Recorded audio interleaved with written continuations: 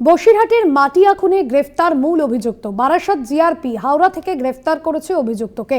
মূল অভিযুক্ত নিজামুদ্দিন মোল্লা বিয়ের প্রস্তাবে রাজি না হওয়ায় মেয়ের বাবাকে খুনের অভিযোগ। বসিরহাটের মাটিয়া খুনে গ্রেফতার করা হয়েছে মূল অভিযুক্তকে। বিয়ের প্রস্তাবে রাজি না হওয়ায় মেয়ের বাবাকে খুনের অভিযোগ। বারাসাত জিআরপি হাওড়া থেকে গ্রেফতার করেছে অভিযুক্তকে। মূল অভিযুক্ত নিজামুদ্দিন মোল্লাকে গ্রেফতার করা হয়েছে। বিয়ের প্রস্তাবে রাজি না হওয়ায় মেয়ের বাবাকে খুনের অভিযোগ। মূল অভিযুক্ত নিজামুদ্দিন মোল্লা। বিয়ের প্রস্তাবে রাজি না হওয়ায় মেয়ের বাবাকে খুনের অভিযোগ। বসিরহাটের মাটিয়া খুনে গ্রেফতার মূল অভিযুক্ত। সঞ্জিত চক্রবর্তী আমাদের প্রতিনিধি রয়েছেন ফোন লাইনে। সঞ্জিত, ঠিক কি অভিযোগ উঠে আসছে এর বিরুদ্ধে?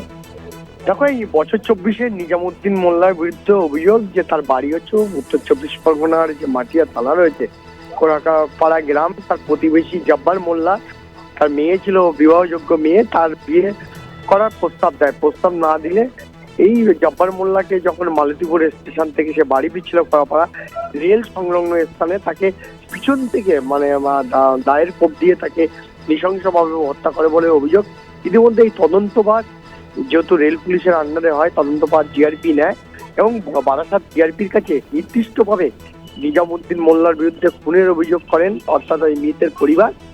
যার কারণে অভিযোগের ভিত্তিতে গত 48 ঘন্টা যে ঘটনা কেটে যাওয়ার পরেই গতকালকে রাত্রিবেলা, অর্থাৎ বৃহস্পতিবার রাত্রিবেলা হাওড়া থেকে সে আত্মগোপন করেছিল। সে ভিন রাজ্যে অর্থাৎ দূরপল্লার ট্রেনে করে চম্পট দেয়, অর্থাৎ পালানোর ছক কষেছিল। সেই সময় কিন্তু বারাসাত জিআরপি অভিযোগের ভিত্তিতে, অন্যদিকে হাওড়া জিআরপি যৌথভাবে তাকে গ্রেপ্তার করে। তাকে আজকে বারাসাত জেলা আদালতে তোলা হবে। ইতিমধ্যে এই নিজামের বিরুদ্ধে কিন্তু খুনের অভিযোগ রয়েছে এবং এছাড়া বেশ কয়েকবার ওই যে